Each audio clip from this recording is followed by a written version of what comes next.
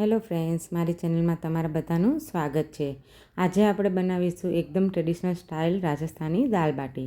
તો દાલ બાટીની મેં એકદમ સરળ અને ઓછા ટાઈમમાં કેવી રીતે બનાવી એ તમને મેં રેસીપી આજે જણાવીશ।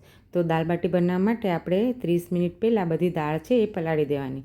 તો મેં અહીંયા દાળમાં અડધો કપ છે એ મેં તુવેર દાળ લીધેલી છે, અડધો કપ અડદની ફોતરાવાળી દાળ લીધેલી છે, પછી અડધો કપ મેં અહીંયા ચણાની દાળ લીધેલી છે અને અડધો કપ આપણે મસૂર દાળ લેશું અને બધા દાળ અડધા કપથી થોડીક ઓછી છે એ મગની દાળ લેશું।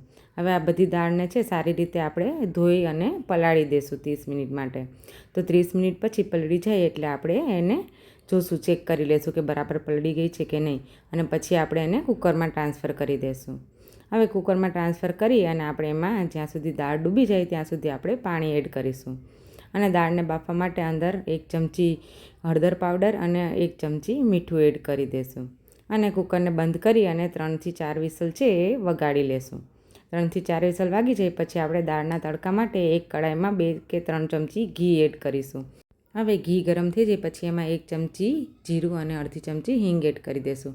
પછી તેજપત્તા અને લાલ સૂકા મરચાં છે એ થોડા એડ કરી દઈશું। બધું ગરમ થઈ જાય પછી આપણે એમાં 3G પેસ્ટ એટલે કે જિંજર ગાર્લિક ને ચીલી પેસ્ટ છે એ એડ કરી દઈશું અને 2 મેં અહીંયા સમારેલી ડુંગળી છે એ એડ કરી દીધી છે।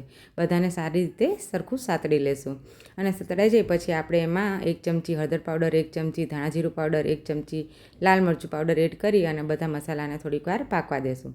બધા મસાલા સારી રીતે પાકી જાય પછી આપણે એમાં 1 ચમચી એમાં ગાર્લિક ચટણી એટલે કે લસણની ચટણી એડ કરી દઈશું અને બધાને સારી રીતે મિક્સ કરી લઈશું। સારી રીતે મિક્સ થઈ જાય પછી અહીંયા મેં 2 સમારેલા છે એ ટામેટાં લીધેલા છે એ આપણે એડ કરી દઈશું અને ટામેટાં પાકી જાય એના માટે 1 ચમચી મીઠું એડ કરી દઈશું।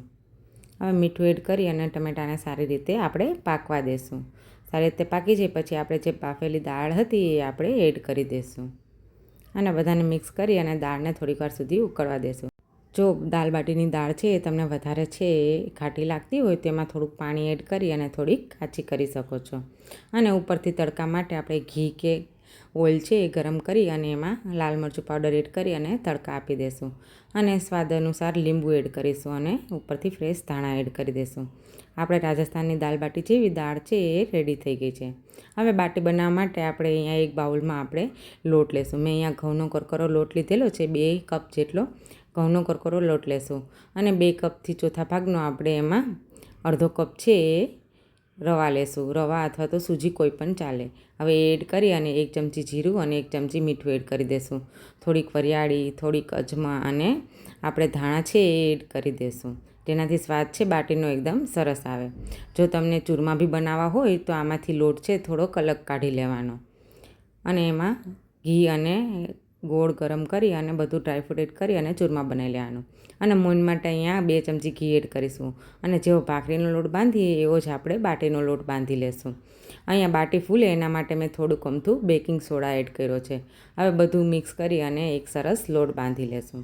હવે મેં અહીંયા બાટી છે એ અપે પેનમાં બનાવેલી છે, તો અપે પેન ગરમ કરી અને એમાં આપણે ઘી એડ કરીશું, કેમ કે ઘીમાં જ બાટી બનાવીએ તો સરસ લાગે અને પછી આપણે બાટી એડ કરી દઈશું। હવે બાટીને બધાને સારી રીતે આપણે ગોળ ગોળ ફેરવતા જાય અને બધી સાઈડ સારી રીતે આપણે બેક કરી લેશું। હવે થોડી વારે આપણે ઢક્કનને ખોલી અને આપણે બાટીને હલાવતા રહેશું અને બધી સાઈડથી લાલ કલર આવી જાય ત્યાં સુધી આપણે એને બાટીને ગરમ કરી અને શેકી લેશું। હવે બાટી છે આ શેકતી વખતે બાટી છે ફૂલવા લાગશે અને એકદમ સોફ્ટ થઈ જશે। હવે બાટી બધી સાઈડથી લાલ થઈ ગયા પછી આપણે એને ઉતારી લેશું। તો બાટી એકદમ સરસ અને સોફ્ટ બનશે અને પછી અહીંયા ગાર્લિક ચટણી માટે આપણે તેલ ગરમ કરીશું અને મેં ગાર્લિક ચટણી છે એ ખાયણી દસ્તામાં ખાંડી અને રેડી કરી લીધેલી હતી। પછી આપણે તેલમાં એડ કરીશું અને ઉપરથી લાલ મરચું અને મીઠું એડ કરી દઈશું અને થોડીક વાર સુધી 5 મિનિટ સુધી આપણે ચટણીને થોડીક વાર સુધી ઉકાળી લેશું। હવે દાલ બાટી આપણી એકદમ સરસ રેડી છે। બાટીને આપણે ઘીમાં બોળી અને આપણે સર્વ કરીશું। જો તમે આ વિડીયો સારો લાગ્યો હોય તો મારી ચેનલને લાઈક, સબસ્ક્રાઈબ અને કમેન્ટ કરવાનું બિલકુલ ના ભૂલતા। Thank you.